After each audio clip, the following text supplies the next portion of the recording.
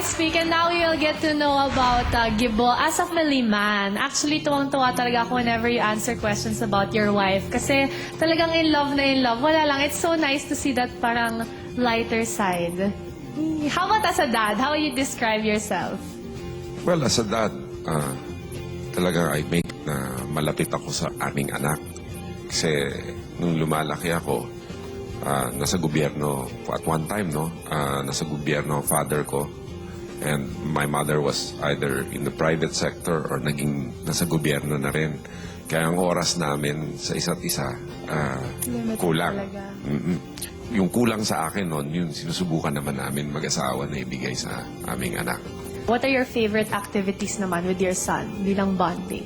Mas sa computer at TV. Talaga? I'm so curious. Computer games. What games do you play? Ako? Yeah. Flight simulator, naturally. Of course, one super cute trivia we found out was you like to cook for your son. Yes, I do. His favorite dish na niluluto mo? Hinihingi niya sa akin mushroom risotto. Wow. What is something you always tell your son naman that you hope when he grows up, he'll bring with him pa rin? No, I always tell him that we'll always be there for him. And we'll support the decisions he made. And that's something also na gusto kong ibigay sa kanya, yung laya na mag-isip. No? Sa akin kasi medyo constrained yung mga choices ko nung bata ako dahil striktong-strikto ang aking ama. So he's an only child. You're also an only child, right? Yes. Naturally, siguro mas magiging mabarkada kesa sa ma-family or baliktad, mas ma-family kesa mabarkada? Depende. There are times na kailangan mo mag-isa talaga. Kailangan mo ng quiet time mo. Kailangan mo ng solitude. There are times naman, hinahanap mo din talaga yung barkada.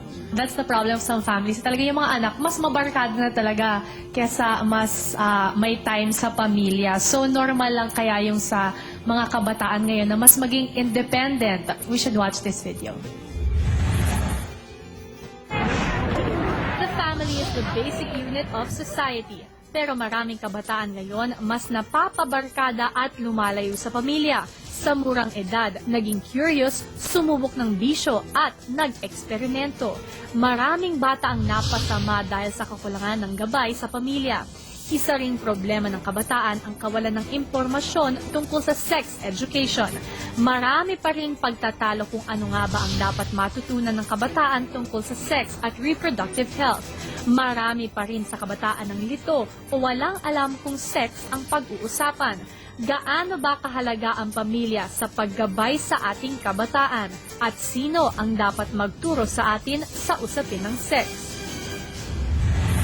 Meron tayong interesting questions dito about parenting and family. Mag-start tayo with Case. Hello, ako po si Case from Youth for Gibotiadoro. Gusto ko lang pong malaman kung gaano ka-importante yung relasyon ng bawat isang miyembro ng pamilya sa isa't isa. Well, importante talaga yan eh. Dahil the family is a basic social institution and unit ng bansa. No? On the one hand, ito'y mabuti. But on the other hand, nagkakaroon din ng mga problema dahil sa closeness ng pamilya. Nagkakaroon ng pagkukumpara sa isa't isa.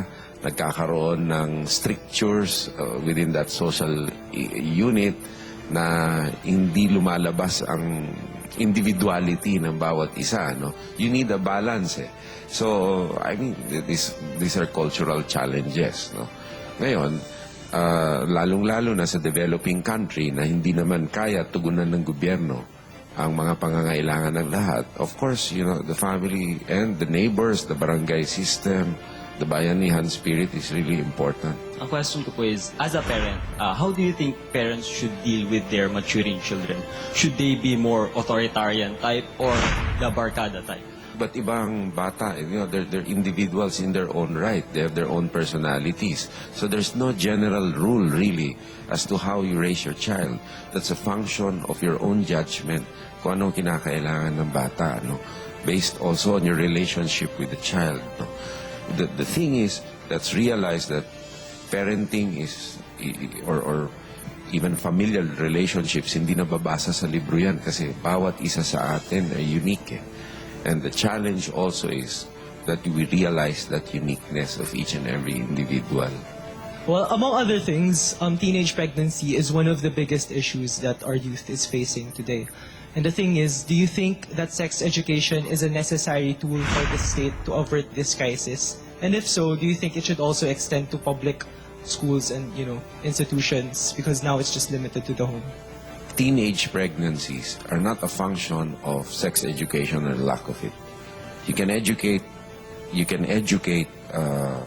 young people about sex, about reproduction, but whether or not this will relate to teenage pregnancies increasing or decreasing is something probably that cannot be established, no. But for me, it's important as a function of knowledge that it be taught. Ano ang sagot ni Gibo sa hinaing ng mga kabataan na walang makain at walang matirhan? Medyo mas serious ng konti sa pagbabalik ng Wise Speak.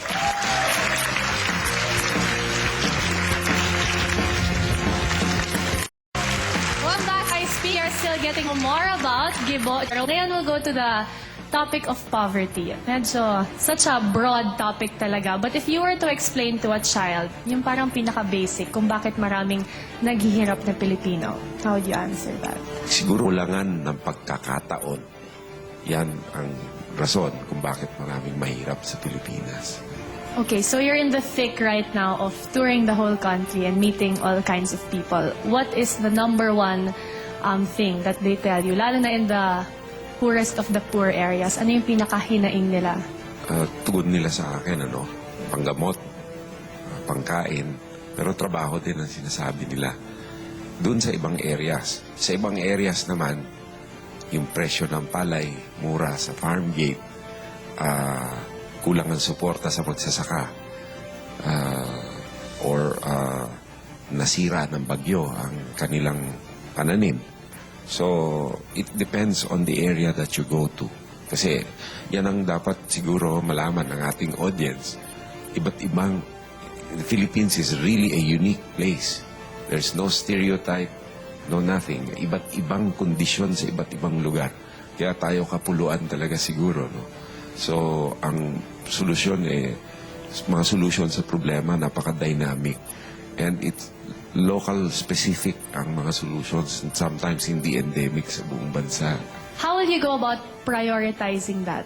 That's why local governments are also there to provide some policy guidance to the national government, and both working hand in hand can address a specific situation in that area.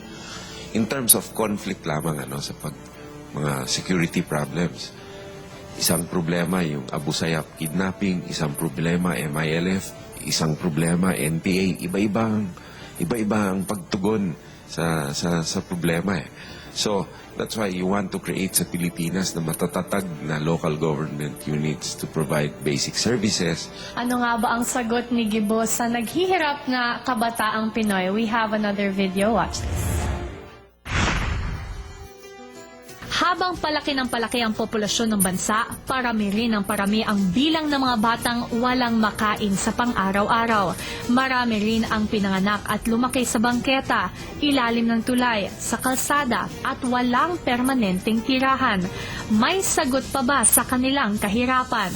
At may kinabukasan pa bang naghihintay para sa mga batang walang makain at matirhan? Now we have here Clarice. What's your question? Hi, sir. I'm with my friends here from National College of Public Administration and Governance, UP Diliman. At naisip po namin, marami na pong programa at